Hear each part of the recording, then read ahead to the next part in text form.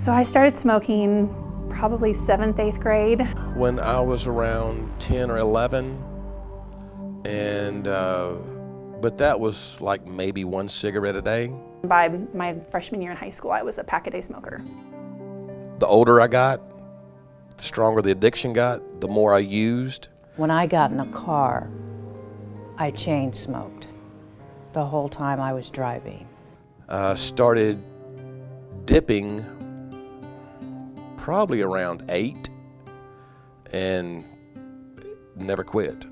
We know that most smokers, again, 9 out of 10 smokers start before the age of 18, and the vast majority of those start around age 13. One day you decide, I'm not going to do this, and you can't. For many, the thought of quitting tobacco use is very scary. If I have meetings, you kind of have panic, where how am I gonna make it in a 4-hour meeting without having a cigarette break? Or, traveling, how am I gonna get outside to have a cigarette? I mean, it really does dictate your whole day. You plan your life around smoking. It's a love-hate relationship. I love it, but I hate it. I know that it's killing me, but man, that stuff calls me collect, and I pay for the call sometimes.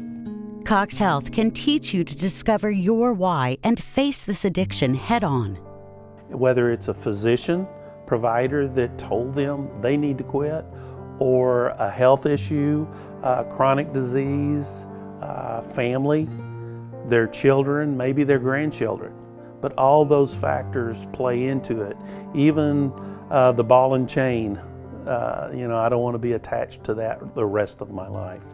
I had an aha moment. I was out on the deck smoking, watching my toddler in the living room playing, and the light bulb turned on over my head, and I thought to myself, what am I doing out here?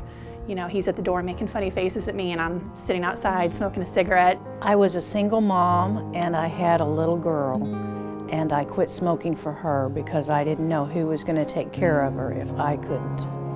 But my grandson right now, man, he's the fire that lives within me.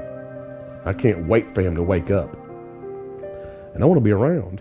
When my son was 18 months old, my mom, who had been a lifelong smoker, was diagnosed with small cell lung cancer, which is basically a death sentence.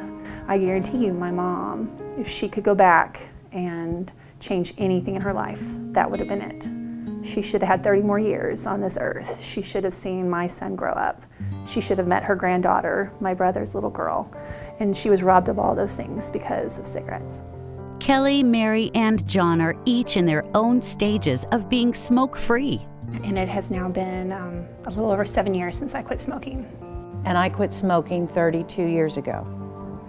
And here I am, trying to kick tobacco. You think it'd just been a walk in the park, but it wasn't, and it isn't. People beat themselves up over this habit, and there's no reason to do that because there are a lot that want to encourage. CoxHealth does a great job of providing the opportunity for them to be successful.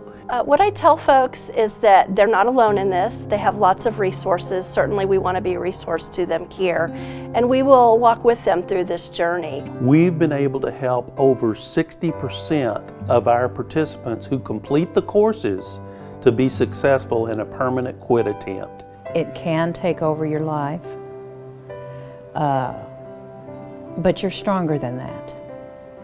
You can overcome this. Just set your mind to doing it. When you quit, it's just a temporary discomfort. After a week or two, it gets better.